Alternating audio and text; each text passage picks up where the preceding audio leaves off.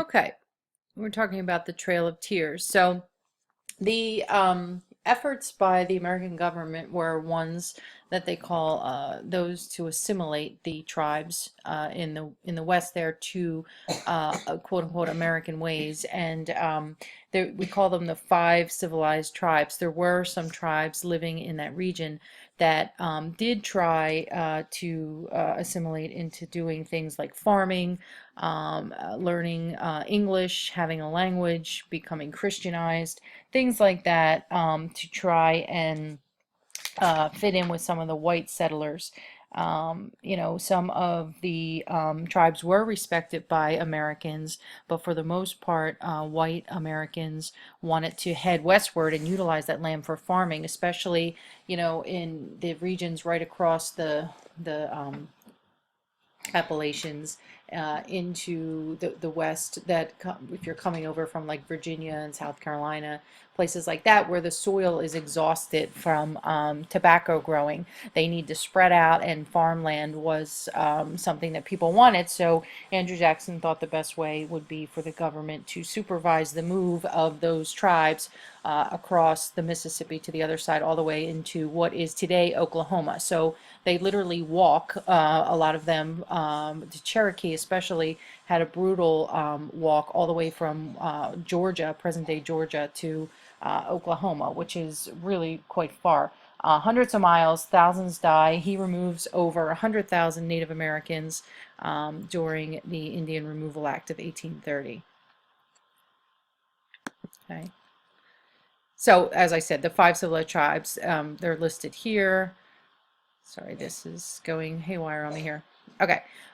So that was the idea. So all the tribes that were in the east, people wanted them to move west so that the white settlers could utilize that land. Okay, and here's what I want you to know, girls. This little point here we're going to talk about for a second. The Supreme Court ruled in favor of Cherokees. What had happened? There was a court case called the State of Georgia versus Cherokee Nation, and in that case, John Marshall, the Supreme Court, is going to rule in favor of the move forward with the Indian Removal Act. So again, this is an example of Andrew Jackson usurping a lot of executive power. We talked about it before with the Force Bill, and now we're talking about it with the Supreme Court. So the Force Bill is like him in Congress.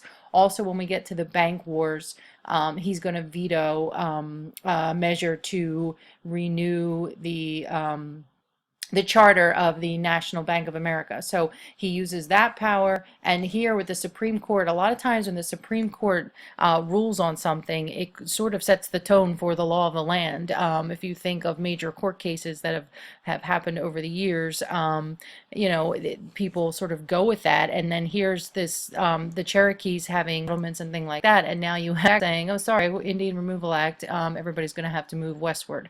So that was a very bold move by him, and definitely another example of him utilizing a lot of executive power. Another one would be, like I said, with the banking system, and we'll talk about that court case when we get to it.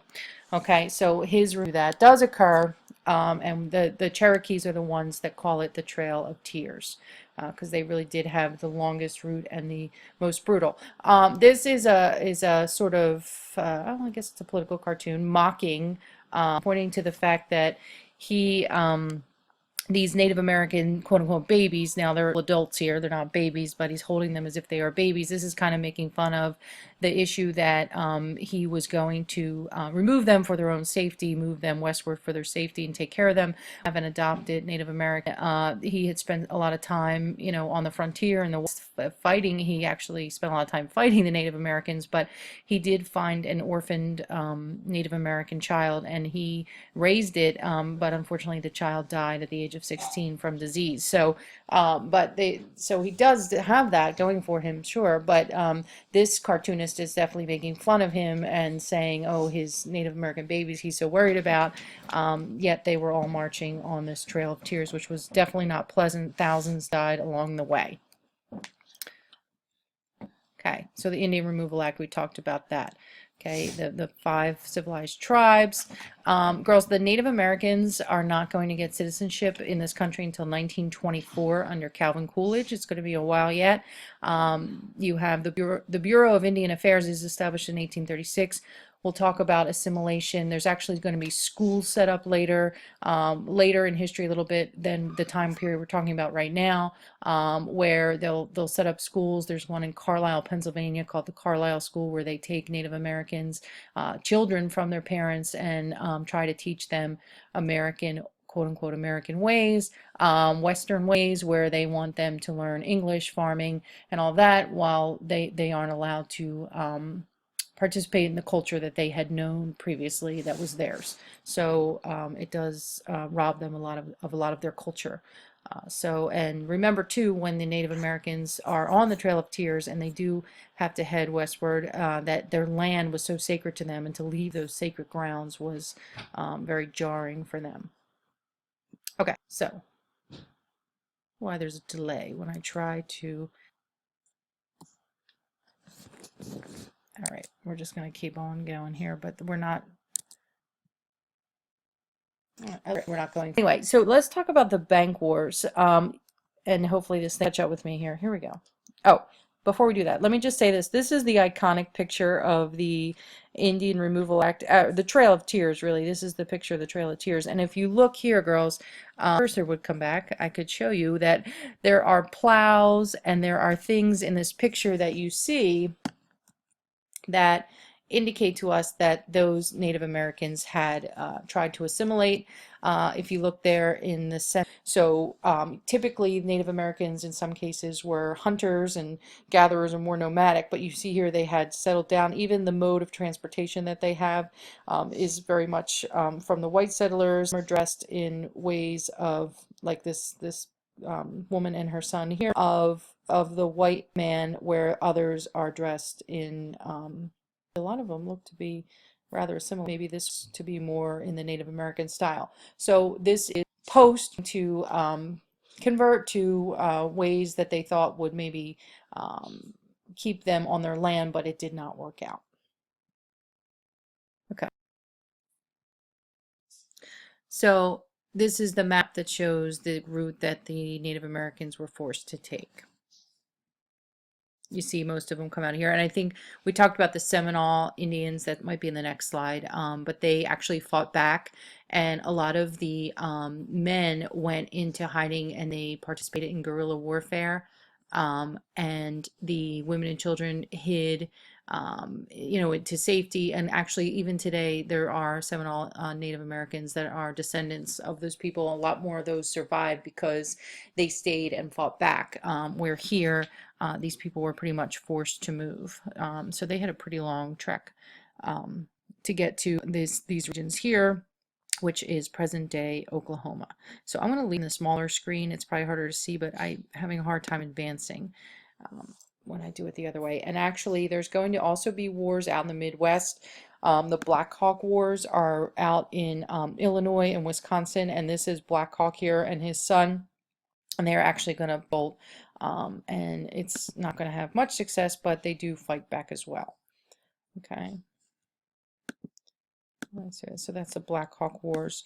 And then we want to get to the Bank War with Jackson. And as I said, that the charter for the Bank of the United States is going to be up. It's going to be up not until really 1836. Let me see what this says. And he's going to push for, Henry Clay is going to make a big deal of it a little bit earlier, because it's an election year in 32, and he wants to, he is a shocker, running for president. Banks. So, and the people out west, the Western commoners, the frontiersmen, those kind of people love Jackson. So if he were to sign for the charter of the Bank of the United States to be renewed, then he would alienate a lot of his Western followers. However, if he vetoed it, also he's a common man, old hickory, comes from nothing, tough as nails kind of guy. He still has a ton of money, and he, he's a self-made man. He owns a lot of slaves and a lot of property and a huge mansion. So he does have some elite, wealthy supporters as well. So he might alienate those folks too if he decides to veto the renewal of the bank. So Clay thinks he's putting Andrew Jackson in this really tough situation.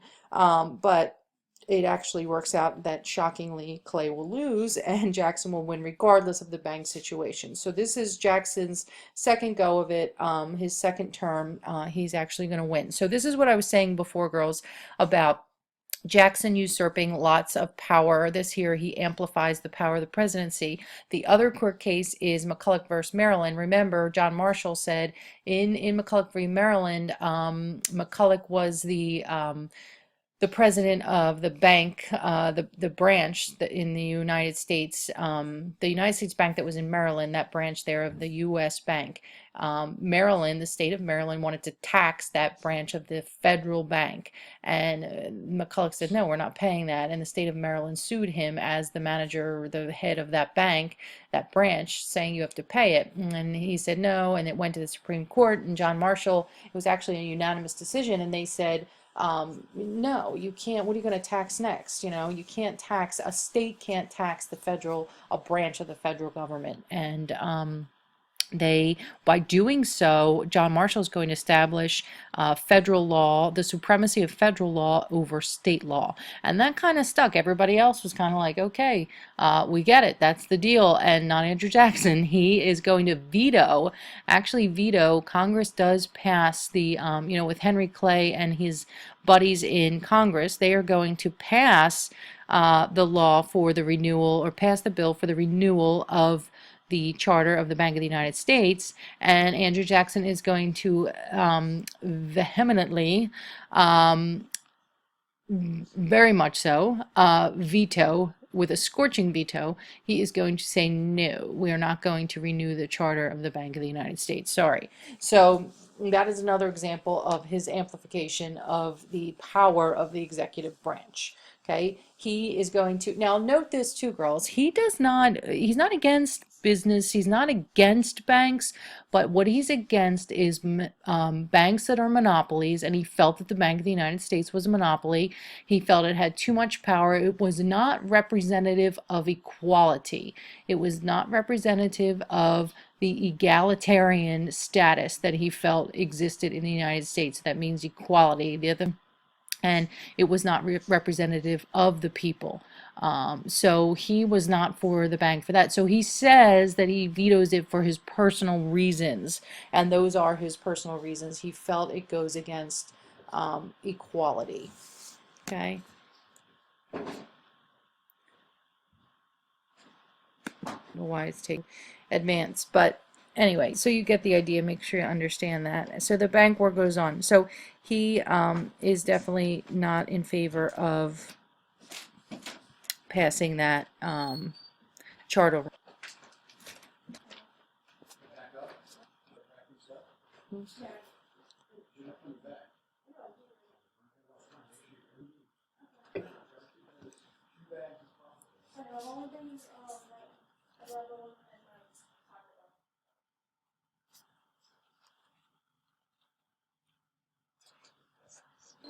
Jackson did not hate all banks, and he didn't hate business, but he just did not trust the monopoly, and he just did not think it was representative of the people. It wasn't equality to have a big, strong national bank like that, and it was a strong bank.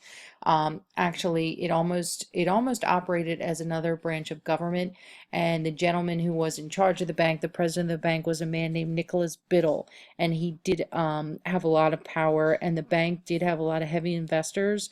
All of the money that was needed for the government was invested in the bank. And the government, the problem was the government, it was a sound bank because they did have metallic money. They had gold and silver, which is, we're going to stop here because we're almost out of time, and I'll have to up in yet another one. So tune in for the next segment about Texas and wrap up chapter 13.